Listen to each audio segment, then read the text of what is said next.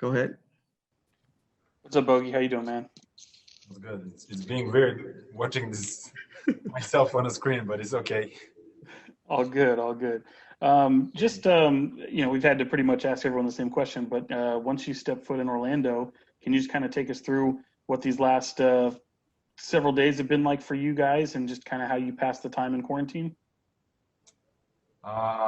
Honestly, 2 days before the travel, we were all nervous, I think, because we were trying to get in on Orlando and try to, get through these procedures. 2 days in quarantine, get out of the quarantine and hit the floor and practice with the guys. And had tonight we had the first practice, in a long time. So it really felt good to be with the guys on the floor and go through some plays we have in a season. And when I spoke to you like earlier in the month, last month, you talked about how, this is very similar situation, at least your expectation would be that it would be very similar to what you've experienced in some of the Europe tournaments and stuff like that. Having been there, has that changed your expectation at all? Is it kind of what you expected, or is it completely surprising and new? I didn't hear you earlier. What did you say? But I think the question is about a bubble, right? How everything looks like. Is it the expectation? Is my expectations are? You mentioned when we spoke last month about how you thought that this would be very similar to maybe some of the tournaments you've experienced in Europe, and having been there and speaking to your teammates, do you feel like it's meeting those expectations even though it's only a couple of days, or is it just completely shocking and new? It's bigger an event, and I think it never happened that in history of basketball or any sports you have 22 teams in one spot. Like that, except I don't count Olympics, but the Olympics are a huge organization, and it's worldwide, right? This is one league, one country, but it's still global, and they know everyone is watching it. But it's amazing organization. For us, I think we cannot complain about, food or rooms, or I think they really did a great job on it, and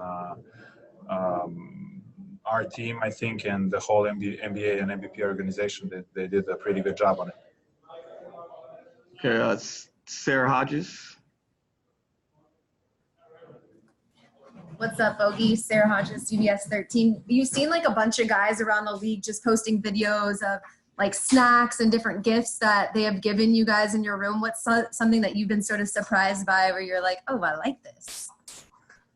I mean, honestly, in our team, no one complained yet. I never heard anyone complain in our team. I have seen all these guys on social media. There is also guys, they posted the good things about the food and the room. And I mean, I think these guys, they post the first videos and pictures. They were the most interesting guys. That's why they, it looked a little bit bad, but they expected that, and now I think everything is going well, and I think we're pretty good. Was there any gifts in there that you were surprised by? Because I know that like you guys got like a bunch of different stuff. Like I didn't see it all, but it just looked like there was a lot of like free gifts. Like it seems like a Tempur-Pedic mattress. Like did anything surprise you, and were you shocked by any of it? It seems like all-star, honestly. You got one backpack of some gadgets, for the room, some remoter, some Amazon fiber, right?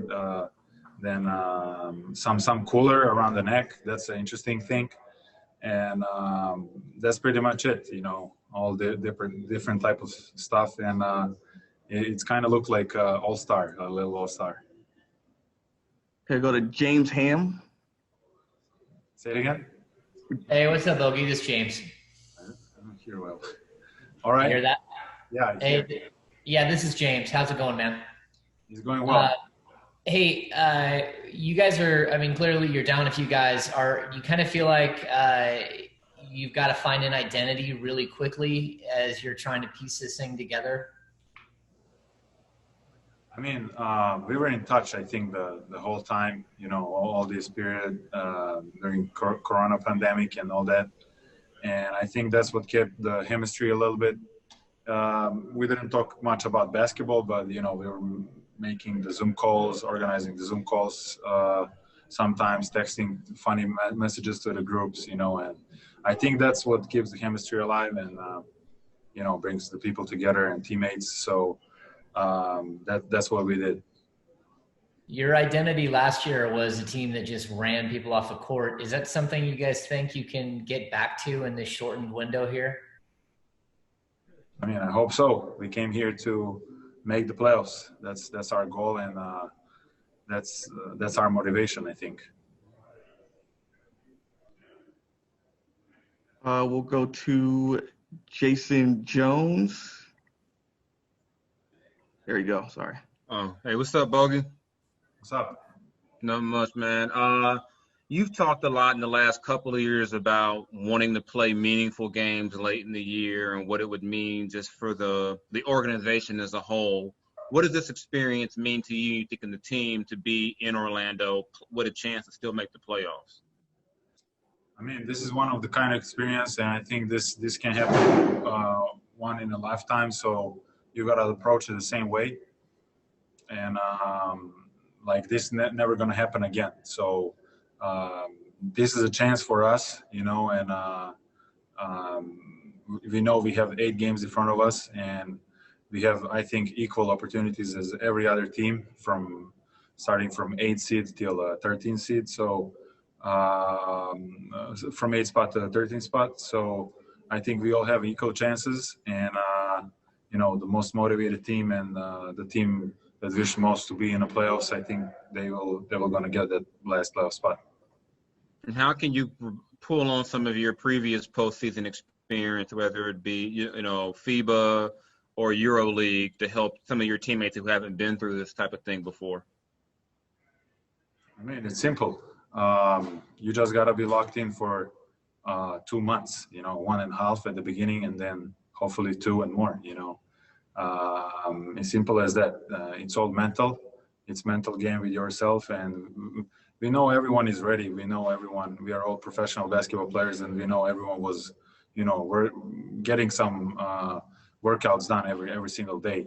So I don't think there is any player here unprepared for this, and they know for sure, and they have a team behind them. They're speaking with them, and they know how important it is from point of injuries, first of all, and from point of importance, to be on a high level here in tournaments. So I think this is a pretty much mental game, and we all have to be locked in from the beginning, from every single practice. It's short period of the time. It's like a tournament system, so it's everyone can win. You can expect everyone to win. So that's what it's all about. Okay, we're going to take a couple more. Jason Anderson.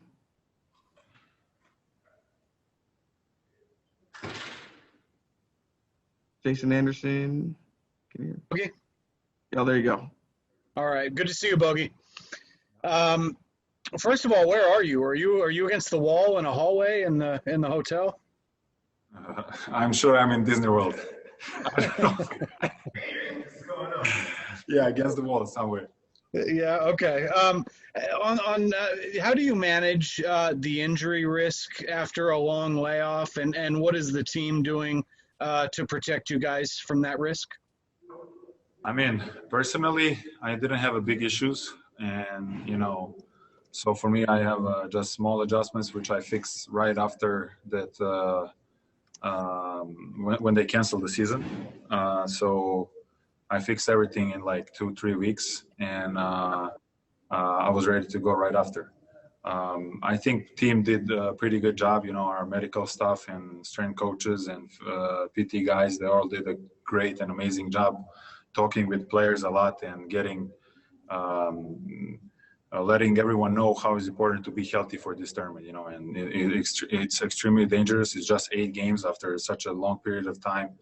And I think everyone was, checking on every single player, and I think we are already healthy.